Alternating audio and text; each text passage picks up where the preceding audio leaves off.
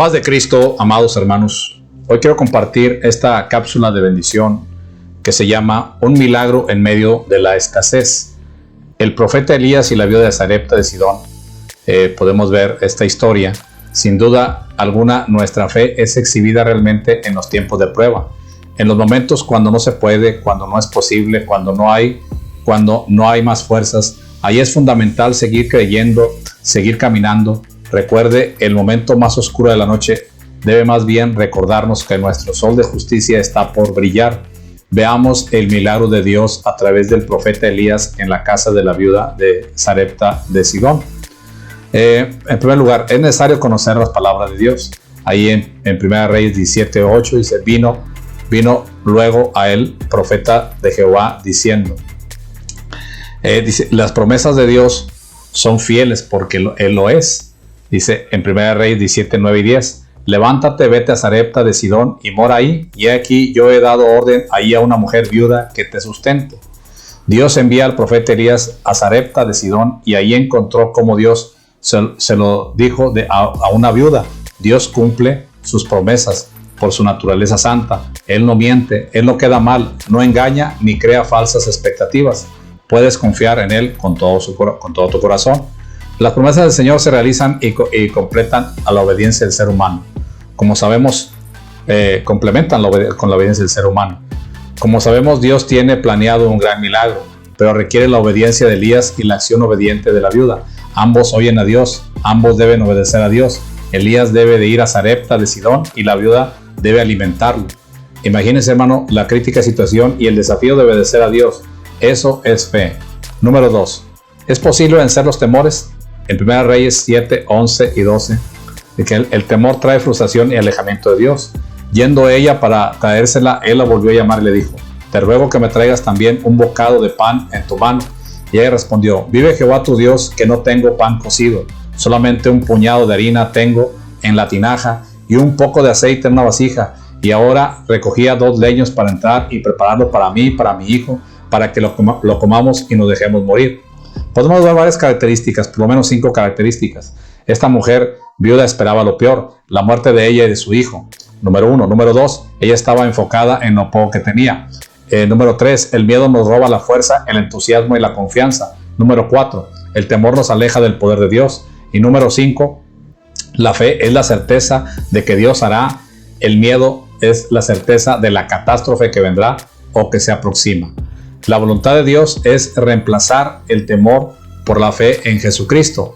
En 1 Reyes 17, 13 y 14, Elías le dijo, no tengas temor, ve, haz como has dicho, pero hazme a mí primero.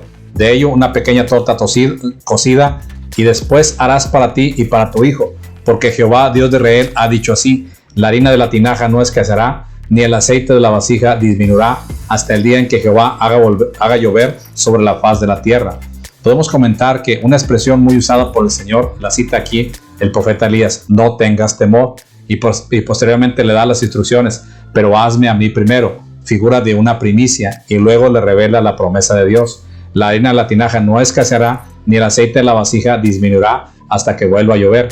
Dios es proveedor por excelencia. Debemos destacar aquí, pues es muy interesante que el lugar era Sarepta de Sidón, ya que la palabra Sidón significa caza, pesca, venado o carne de venado. Es decir, era un lugar de abundante fauna y flora, pero ahora por la sequía no había nada que comer. La verdad es que a veces así pasa en nuestra vida y entramos en un proceso de Dios. De hecho, el nombre Sarepta significa taller del orfebre. Entonces es el lugar y tiempo donde Dios moldea nuestro carácter como el orfebre moldea el oro para darle la forma que Él quiere. Pongamos nuestra vida en las mejores manos, las de Dios. Él siempre tiene cuidado de nosotros. Número 3. La fe en Dios siempre triunfará. Entonces ella fue, hizo como le dijo Elías y comió ella y su casa muchos días. 1 Reyes 17:5. A pesar de todo, la viuda de Sarepta de Sidón actuó en fe. ¿Qué podemos comentar? Por lo menos 4 cosas. Número 1. Ella era una mujer viuda. Había perdido a su marido. Número 2. Aquella región estaba en medio de una sequía terrible. Número 3. Solo un puñado de harina y un poco de aceite era lo último que tenía. Y número 4. Nos dice el versículo 15 que ella fue e hizo como le dijo Elías. Dios cumplió su promesa y ellos fueron testigos de un milagro. ¿verdad?, en medio de la escasez, en 1 Reyes 17:16, y la harina de la tinaja no escaseó, ni el aceite de la vasija no menguó, conforme a la palabra que Jehová había dicho a Elías. Entonces podemos decir que la Biblia nos dice que aquella sequía duró 3 años y medio, y en la casa de la viuda Elías estuvo 2 años y medio aproximadamente. Cada mañana, cuando ella llegaba a la cocina, ahí estaba el aceite y la harina. Ahí estaba Dios cuidando de su siervo Elías, cuidando de la viuda y de su hijo. El Señor no desampara a sus hijos.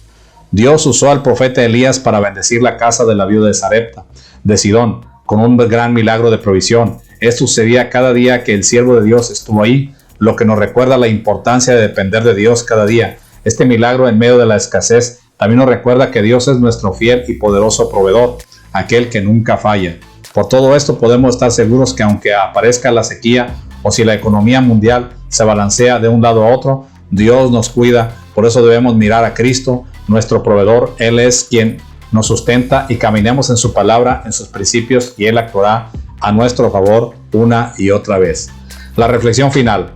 El Señor cuida y protege a sus hijos, los bendice cada día, envía la provisión sobre sus familias, cumple sus promesas. Dios tiene cuidado de sus hijos y Él espera que estos tengan cuidado de su palabra. No temas, Jesucristo es tu protector y proveedor. Él nunca te dejará ni te desamparará. Poderoso es Dios para hacer milagros en medio de la escasez y de la adversidad. Así que, queridos hermanos y amigos, pero yo quiero resaltar finalmente con esto, hermanos, de que para que la obra se cumpliera tenía primero que poner a Dios en primer lugar, y era Dios poniendo al profeta, ¿verdad? Entonces primero tenía que servirle a Él. Entonces, queridos hermanos, si queremos que nuestra vida sea abundante, tenemos que primero separar lo que es de Dios, nuestros diezmos, nuestras ofrendas, nuestras primicias, nuestras promesas, todo lo que le prometimos al Señor para darle, ¿verdad? Entonces, de esa manera, hermanos, Dios va a obrar. Pero si dejamos a Dios en segundo o en tercer lugar, entonces no vamos a ver la bendición que queremos. Tal vez usted esté esperando un milagro financiero, querido hermano y amigo, pero si usted no pone en primer lugar a Dios, ese milagro no llegará. Entonces pongámonos en las manos de Dios y aprendamos a ser obedientes a la palabra de Dios. Señor, en esta hora, Señor, declaramos que habrá prosperidad en nuestros hogares, Señor, y nunca faltará, Señor, la bendición, primeramente espiritual y después material, Señor, si buscamos tu rostro, en el nombre de Jesús. Amados hermanos y amigos, que la bendición de Dios sea sobre cada uno de ustedes.